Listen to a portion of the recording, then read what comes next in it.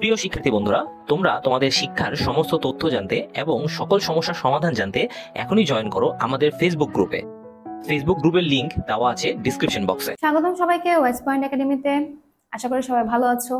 আজকে আমরা কথা বলবো নবম শ্রেণীর বাংলা তৃতীয় অধ্যায়ের পঞ্চম পরিচ্ছেদ কল্পনা নির্ভর লেখা, তার বৈশিষ্ট্য বৈচিত্র্য এগুলো নিয়ে। তবে আজকে আমরা আলোচনা করব পঞ্চম পরিচ্ছেদের পৃষ্ঠা নাম্বার 67 যে ছকটি রয়েছে তার সমাধান নিয়ে। তাহলে আসো কথা না বাড়িয়ে 3.5.1 কল্পনা নির্ভর রচনার বৈচিত্র্য কিরকম, কি কি ধরনের কল্পনা নির্ভর রচনা হতে পারে তা নিয়ে ছকটি পূরণ করি। আচ্ছা, তোমাদের এখানে বাম কলামে কল্পনা নির্ভর রচনার শ্রেণী দেওয়া রয়েছে, ডান কলামে তোমাকে লিখতে হবে রচনার বৈশিষ্ট্য। তাহলে দেখো, প্রথমেই রূপকথা নিয়ে বলা হয়েছে। রূপকথা আসলে কিরকম হয় তোমাকে সেটা লিখতে হবে। আচ্ছা, রূপকথা এই ধরনের রচনায় রাজা রানী দৈত্য দানব ইত্যাদি থাকে। এসব গল্প মানুষের মুখে মুখে চলতে থাকে এবং একটি গল্পের কাঠামো পায়। রূপকথা আসলে মানুষের সৃষ্ট কাল্পনিক এক ধরনের রচনা, ঠিক আছে, যার কোনো আসলে বাস্তবতা থাকে না। তো এইটা সাধারণত রাজা রানী দৈত্য দানব নিয়ে হয়ে থাকে।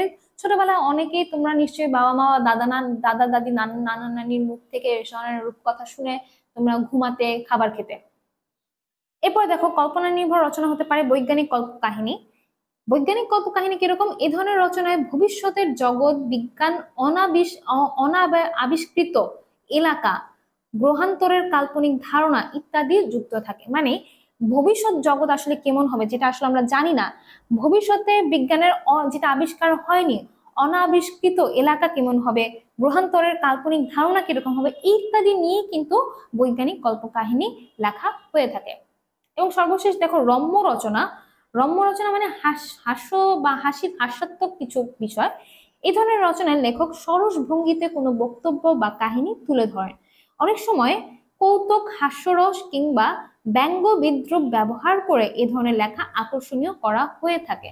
মূলত হাসির যে কাল্পনিক লেখাগুলো থাকে সেগুলো কিন্তু রম্য রচনা, কাল্পনিক নির্ভর লেখা বা কল্পনা নির্ভর লেখা।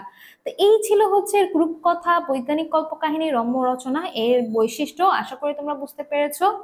এর উপর ভিত্তি করে তোমরা কিন্তু তোমাদের ছকটা পূরণ করতে হবে।